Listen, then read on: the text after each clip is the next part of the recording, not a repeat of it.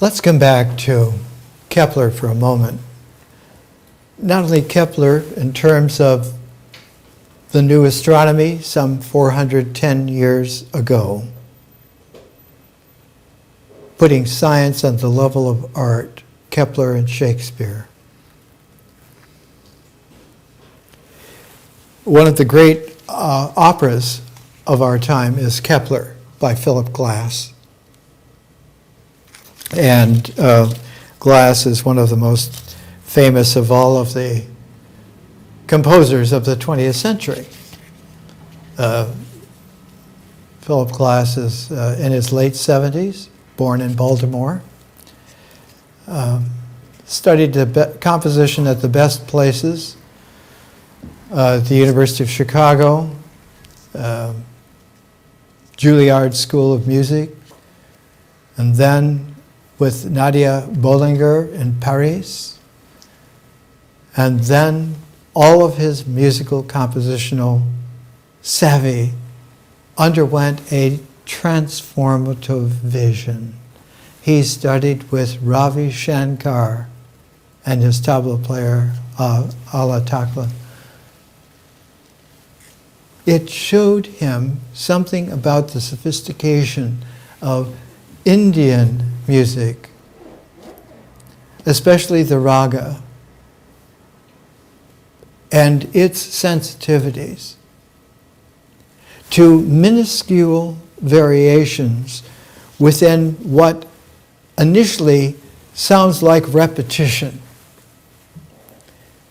But the nuances, when one becomes used to it, are almost like a Feldenkrais method of application of rhythmic variation that rejuvenates.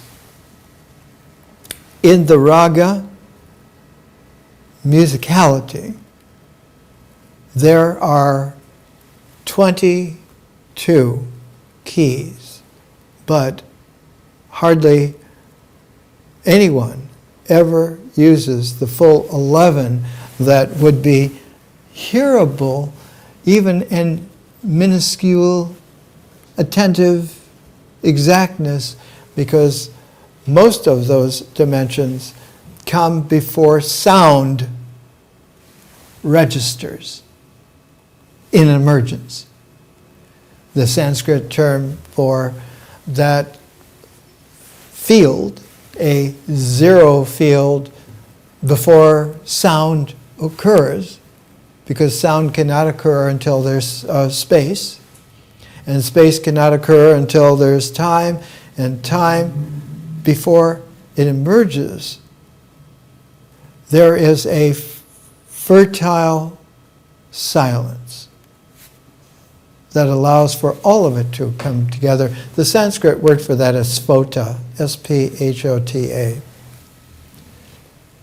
And we talked about some presentations ago, there was a Sphota temple built in northwest India in very ancient times. It's today a part of what is called Pakistan, which is a Johnny-come-lately to anything. That was a part of India 5,000, 7,000 years ago. The Sphota temple was situated where there is an alluvial plain that comes out from the Khyber Pass. The Khyber Pass, which goes to Afghanistan, and that narrow pass, when it comes out from Afghanistan, comes out to another kind of alluvial sound opening, and it's in that field that Kabul, ancient Kabul, was formed. And in the Kabul of 4,000 years ago, that was then a complement to the Sphota temple that was there about 3,500 years ago, mediated by the Khyber Pass, where the echo of a sound begins to have a kind of a cacophony that one can hear as a distant clattering murmur. In that Kabul of 4,000 years ago lived Zarathustra, who was from Central Asia, from the area around Samarkand. But in his travels, his name in Avesta, which is the language of those ancient days, his name was not Zarathustra, but Zarathustra. Zarat means the best, really good at, and Ustra were the camels. So that Zarathustra's family were associated with caravans, the long caravan routes that went from Samarkand all the way thousands of miles into the Gobi Desert and to China. They're the ones whose caravans brought all kinds of fruits, like the peach, and flowers, like the rose, and everything into China, and also brought the horses and the chariots, which they were the first people in the world to make. And so they not only had that northern road that became the Silk Road, but they had a southern road going around the bottom of the Taklamakan Gobi Desert, and I have named that the Jade Road, because on the way there, ancient Khotan was where two streams came down out of the Kunlun Mountains, the Dragon Mountains, and in those two streams were found the white jade and what is called the black jade, the dark spinach green jade.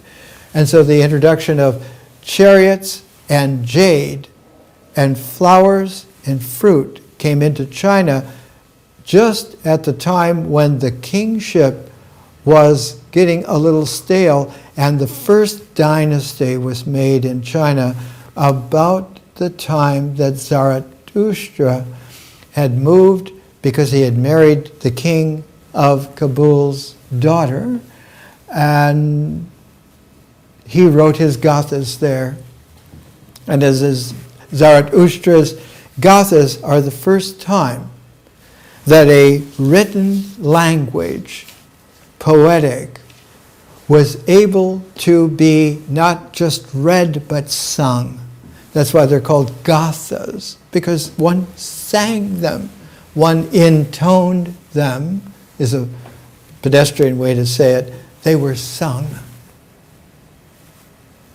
They were sung because it's the first compositional quality, and he learned that because that whole region was under the influence of a great caravan empire that was to the south of the mountain ranges that Central Asia into Gobi, China, were complemented by a route that went from Cyprus to the Indus River civilizations that was under Sargon of Akkad. And Sargon of Akkad not only had the world's great empire of commercial trade and travel, but his daughter Enheduanna is the first person to ever compose a harmonic set of hymns. She composed 42 of them, because in ancient Sumer, the Sumerians had set up various cities, and there were 42 different temple god hierarchies, and she harmonized all 42 in a set called the Temple Hymns. And when they were intoned, they had to be intoned in a very creative language. And so the Akkadian language, to get its intonation to sing the hymns, she took the myths of Inanna and made an epic out of the Inanna myths into this way in which the intoning of her ancient Akkadian language was the basis of the kind of music that one could hear if one could translate the Avestan of Zarathustra into English, which I have done. One could hear in between the words the flow, refreshing, that the silence is a part of the singing. It is the timing of the singing that gives the inflection, not in tones that can be heard, but anyone who is able to hear ragas with spiritual dimensions of consciousness hears the breath of the eternal. That's the phrase that when Aldous Huxley and Christopher Isherwood and Swami Prabhavananda here in Los Angeles at the Vedanta Temple translated the Upanishads. They call it the collection, not the Upanishads, but the breath of the eternal. Because it's in the chanting of the Upanishads also that one is able to hear not just the sounds, but to kinesthetically, intuitively feel the dynamic of the soundless silence of the eternal. And that is where the art of language achieves its greatest. When Homer was doing his epics, the Iliad for men and their wrath into war, and then the Odyssey, women and their patience into love. And when he finished that pair of epics, he wrote his Homeric hymns. Hymn to Apollo, hymn to Hermes, and so on. And so it is the epics of Homer that get tuned to the Homeric hymns, where one learns the diction of Greek when it had 1,000 years of forerunners from about 2000 BC to Homer at about 1000 BC, where the beginnings of a classical Greek that would forever be recognized as classical Greek that came with Homer, who was a contemporary of King David, who did the classical Hebrew in his psalms, which are meant to be sung. It's called Samadhi. And if you cannot sing in Hebrew, if you cannot chant in Greek, if you cannot speak Zarathustra in his speaking, if you cannot hear ragas in India, then it's difficult to understand that someone like Philip Glass, who's now in his late 70s, his first compositional success didn't come until 1975. He was born in 1937, and it was an opera called Einstein on the Beach. And with Einstein on the Beach, everyone was able to hear at last, this is an operatic raga about science in the apex of the 20th century lunge to try and find a way to, quote, humanize science. And what better storytelling protagonist to be sung than Albert Einstein under Philip Glass, who had learned so much about India that he did an opera called Satyagraha. Sat in Sanskrit is truth. It is cognate. Sanskrit is an Indo-European language, and the European languages have still the word sit. When one sits at the feet and has heard and learns this way, the sat is the sitting, and the graha is the grasping, not the grasping to get, but the grasping of the fifth dimensional thumb of visionary consciousness that brings the integral of space-time into the delicate, manipulable qualities of the filigree necessary for art. He learned from Ravi Shankar, who taught him about Gandhi and about Gandhi's satyagraha, that you don't have to use weapons. You do not use force. You bring into play the silence that is further dimensions that are rooted in, anchored in eternity. And so what occurs is the dissolve of the falsity and the evaporation of the misleading, the deceptive.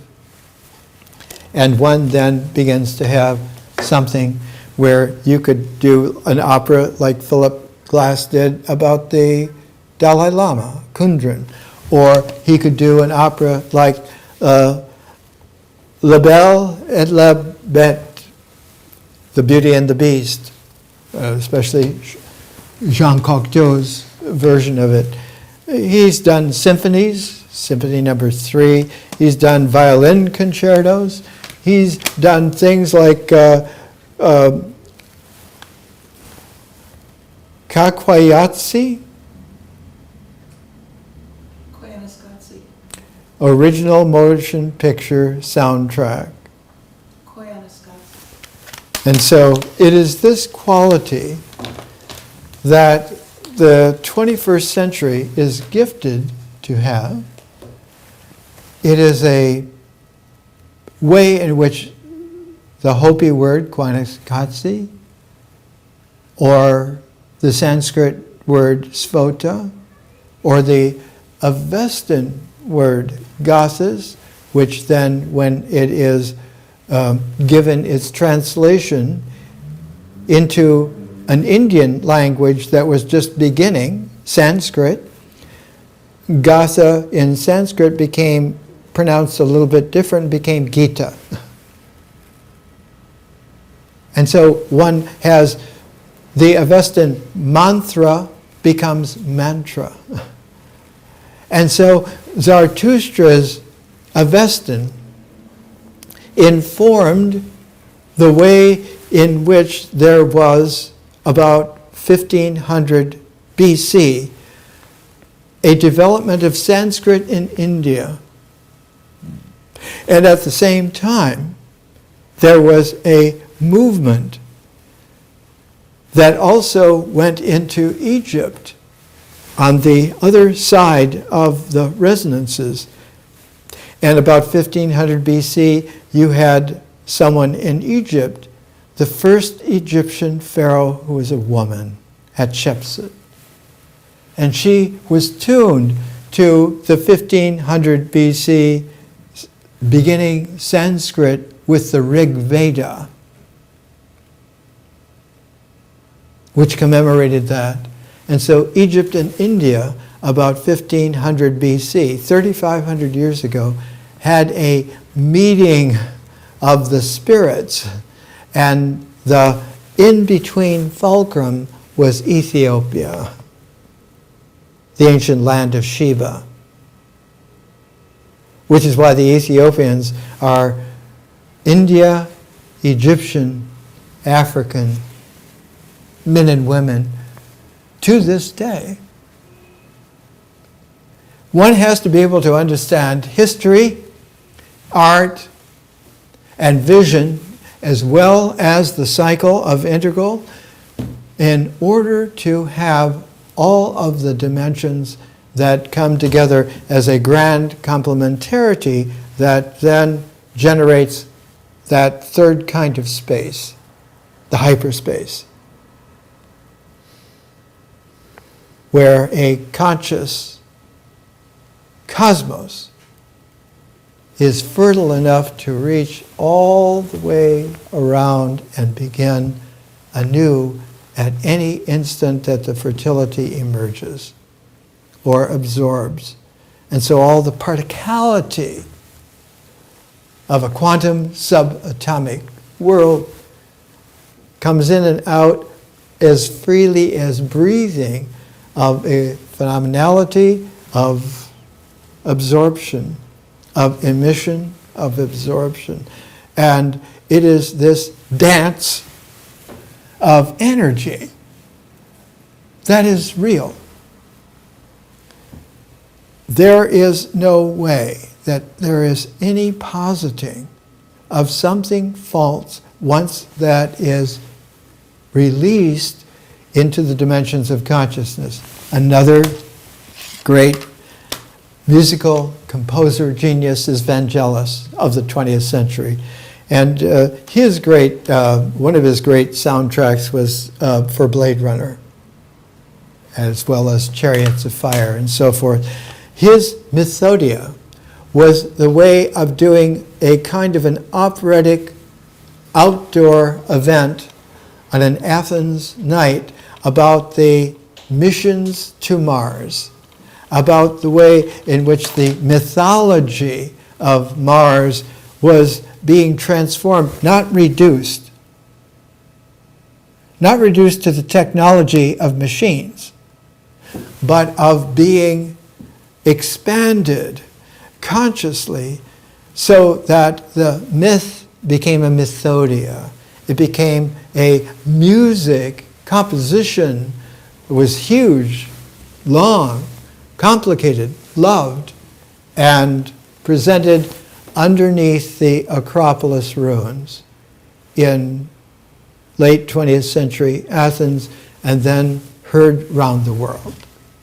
The same for a third example of 20th century kaleidoscopic and differential consciousness, Alan Hovhaness, who passed away at age 91.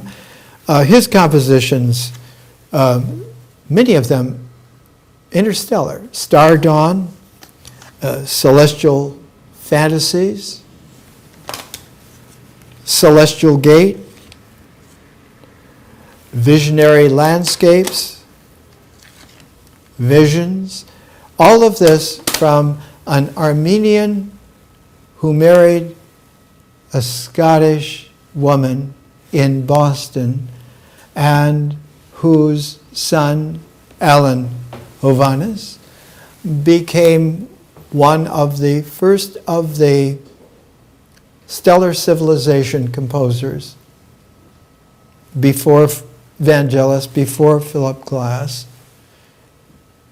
who in his composing vision, while he was held in high regard by various musical groups and composers in schooling, underwent a visionary change in the Second World War in the 1940s, and all but a handful of his music he burned. He said, "I had not understood music.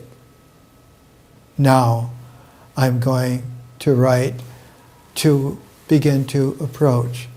And after that, he managed to become the Mozart of the 20th century.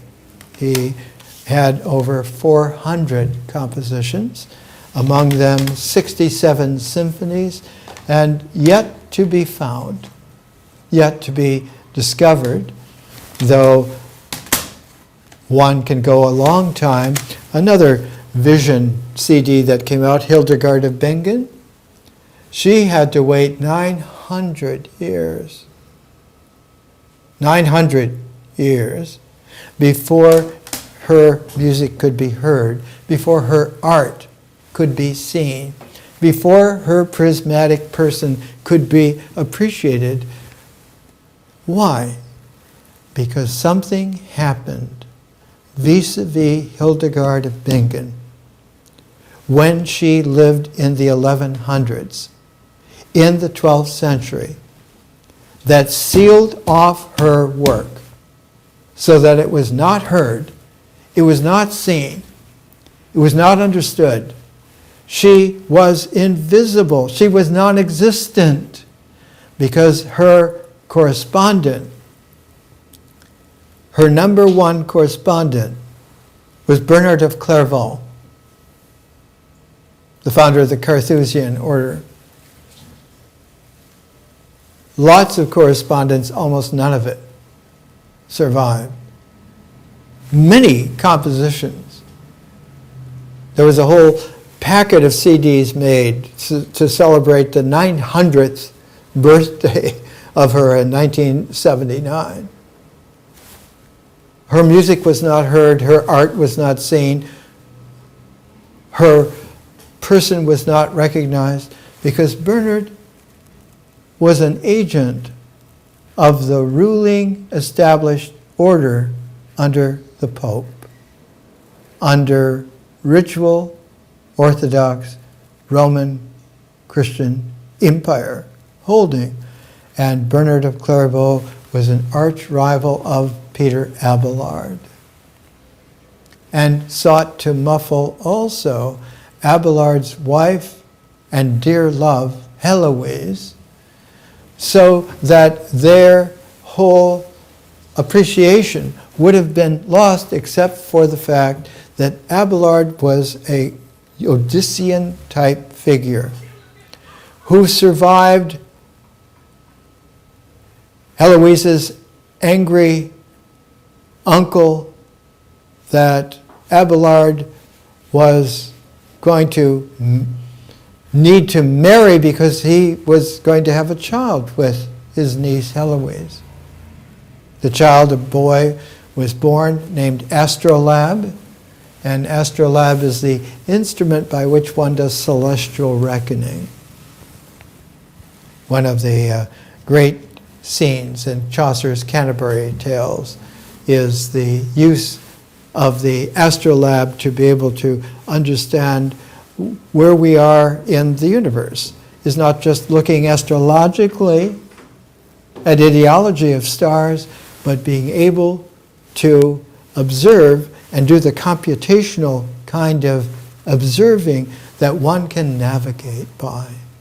And with the astrolabe, one of the first of the instruments, predating the telescope, one learned to do an expansion of trigonometry into celestial mechanics. That's how it began. It is an interesting thing that in the 21st century, one can hardly find anyone, anywhere, who understands these things. And yet, from time to time, era to era, they are rediscovered and brought into play in France, because Heloise and Abelard were in northern France, around Paris. He, after the castration, in a couple of years, was able to bring himself back into play, and he developed a school, not just a monastery, but a school. It couldn't be a monastery because eventually it became a convent. His school became a convent, and it was called the Paraclete, from St. John's Gospel. Jesus said, I must go so that I can send you the Paraclete, the Holy Spirit, who will teach you all things always. This school became so popular that even though he had been condemned at a council engineered by Bernard of Clairvaux, as soon as the Paraclete began to have many buildings, finally had about a dozen buildings, and Abelard again was like the lion of philosophy of the 1100s, of the 12th century. He was the star male intellect of the 12th century Renaissance. Bernard of Clairvaux engineered a second condemnation hearing to silence Abelard completely, that he couldn't keep him muffled like he had muffled with a kind of a sly way Hildegard of Bingen's art and music and so forth, and had made it seem that somehow Abelard was a knave, and Heloise thus a waif who had been taken advantage of, and all of this was just foolish, and that he was really the important one, and the Pope was really the deciding one. And it's interesting because Abelard's ethical writings has received in the last decade a new edition of translation. Ethics, the dialogue between a philosopher, a Jew, and a Christian. And the study, the great study of Abelard's ethics, is published years ago by Oxford University Press. And it's interesting because the origin of Abelard's ethics is that Plutarch's great series of essays in antiquity in the 1st century AD into the beginnings of the 2nd. He was born in 45 AD and died in 120 AD. And in between then, to augment his great new epic form, which was the parallel lives, he tuned people's hearing, their seeing, their reading, and their reading it aloud, and their thinking expansion. He called all of these together, that set, he called it the Ethica. The Ethica. Because the way in which an integral comes into its symbolic way of application in the world, of what you do in harmonic, not just with ideology, but with the ideas being the play of that eternity where the forms come spontaneously into time, into energy that then makes the blossoming of space and the flowering of the way in which phenomenality can occur and stay and be stable. And that blossoming, that fruit, makes the perfume. Plutarch's great, beautiful epic was the Parallel Lives. That a life of a prismatic person is so complex, the only background against which that can be seen is another person. So that when you pair persons, when you tune the pair of persons, you're able to understand both vis-a-vis each other simultaneously. So Plutarch took a famous Greek, and a famous Roman, and paired them, tuned them, so that the parallel lives of Plutarch, he did about 50 lives. There are actually 46 made into pairs, and there are 4 that are singular, but most of it is parallel.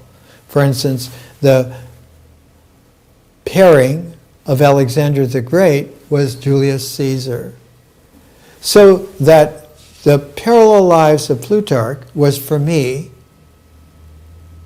almost 44 years ago, one of the ways in which I began the program that became the Learning Civilization in Calgary, Alberta, Canada. I needed something to go with a course on symbols and a course on world mythology, because I could see, I could vision, I knew by then. I'd written Sequoia Matrix Sutra in 1960, 10 years before. I knew how to see, how to hear. I knew how to free thought. And I saw that symbols and myth pair. I needed a second pairing, and the Parallel Lives was the resolving third as a new pair. And all of this came to be what we are talking about now, and more next week.